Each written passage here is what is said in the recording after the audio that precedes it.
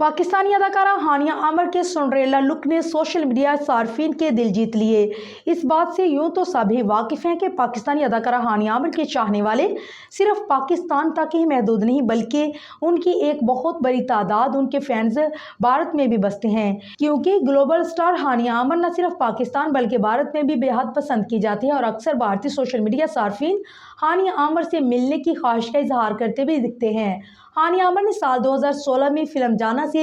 अदाकारी की दुनिया में कदम रखा और फिर ड्रामा इंडस्ट्री में तितली से डेब्यू दिया, जिसके बाद वो यके बाद दीगरे अपने ड्रामे करती चली गई जो उनकी मकबूलियत में हैरानकुन इजाफे की वजह बन गए। हानिया आमिर के मकबूलियत के आसमान को छूने वाले ड्रामों में मेरे हमसफर, इश्किया, मुझे प्यार हुआ था शामिल हैं। ताहम इन दिनों उन्हें ड्रामा सीरियल कभी मैं कभी तुम में शरीकी जीना के किरदार से बेहद मोहब्बत और सपोर्ट मिल रही है। ड्रामा अब तक जबकि आखिरी किस्त के बाद हमेशा के लिए